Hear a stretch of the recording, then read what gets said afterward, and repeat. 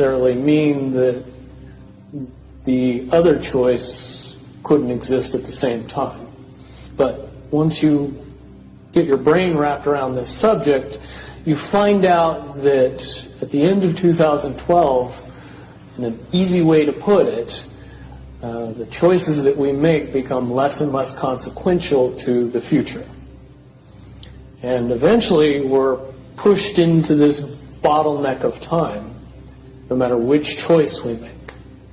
And that's important to the people that had access to Looking Glass, because they would use Looking Glass knowing the choices that they would make and the future would pop up.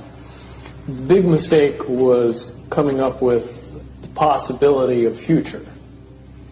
And when we started using a computer to say, well, if we make this choice, it's 79% possible that this scenario happens, and 23% are possible, or whatever, using round numbers, that this scenario would happen.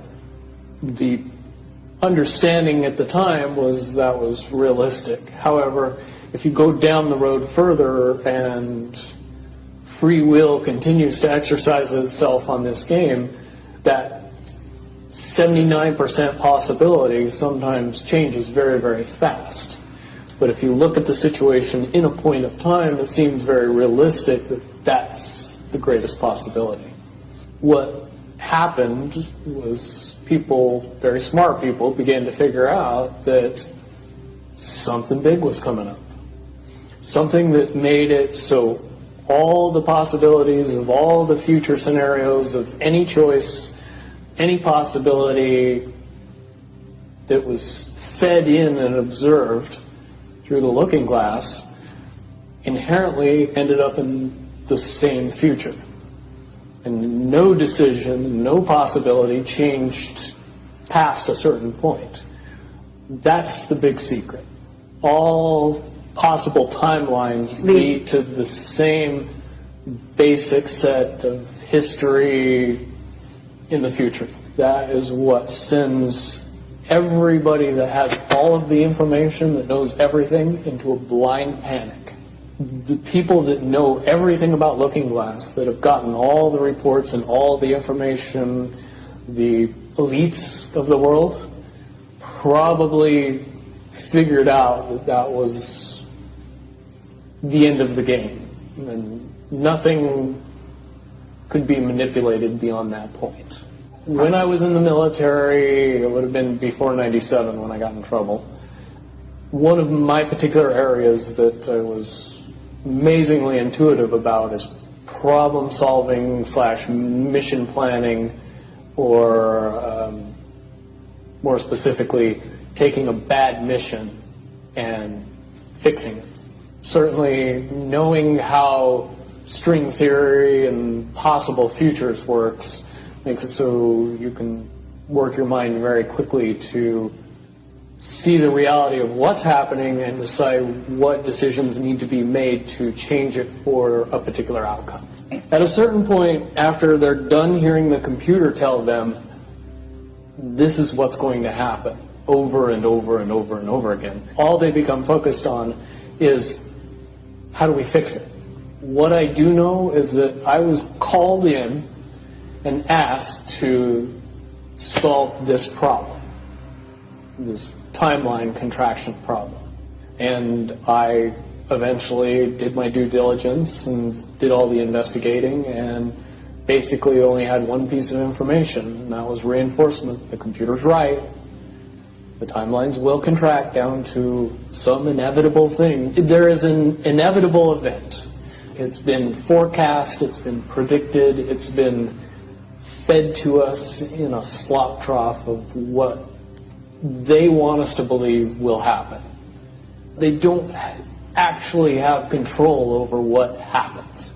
They only have control over the reaction, and it seems that no matter what they try to do to cause their desired reaction, it's going to have an opposite effect. Much, much easier for me to explain today what that process is as opposed to back then. If I had to give it a name, I would say it's the awakening process. It's an evolution of consciousness that cannot, will not, and no matter what decisions or possibilities are injected into the equation, eventually it all resolves down to us all learning the truth and becoming aware of this massive dam of lies that has been built that keep us from knowing massive volume of information that we should otherwise possess. Essentially what happened with Looking Glass, not only did they not want people to use it anymore because they knew it was just going to burp out the same thing, but at the same time they didn't want anybody else to know what it was saying. I'm sure. Because that information was a monumental concern when I was in the military about how to prevent this inevitability. Now, at first I thought it was end of the world. Now I see end of the world as end of their world. The biggest cherry on top of all this conversation would be a synopsis to say that if I could convince everybody out there that for all intents and purposes, what we believe to be true eventually becomes true. If somebody convinces us that a major disaster is going to happen in the very near future, a major disaster happens in the very near future. If we don't buy into that fear and accept that there's really nothing that we know is going to happen, and accept of whatever happens, that makes the convergence of the timelines happen as naturally as possible. Any attempts to try to go away from this one inevitable conclusion, I again see as a new beginning, an end of this reality, the beginning of something that we can't even possibly understand based on the level of our beliefs currently. But when all that information comes flooding out, there's going to be no denying what's true and what's a lie or what's illusion. Basically what we're experiencing right now is two master chess players sitting at the board. And one of them looks down at the board and sees that he's in checkmate in 7 moves. And he looks across at his opponent, and he knows that his opponent sees it too. So there's no getting out of it.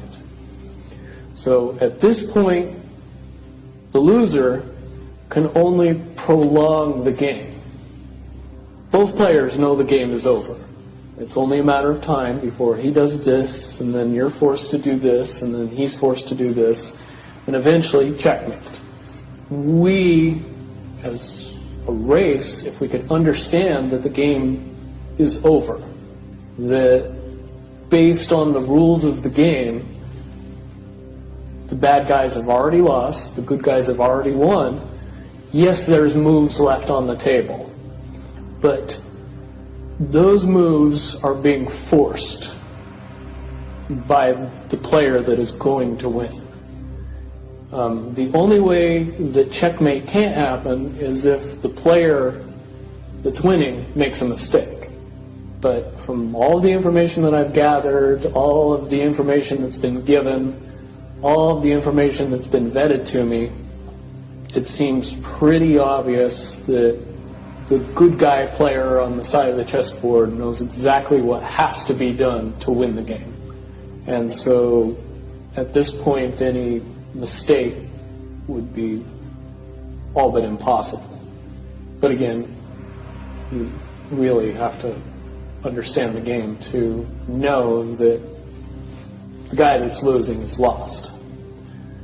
And I'm sure most people sitting watching a chess match between two advanced chess players know the game's over long after the two players know it's over.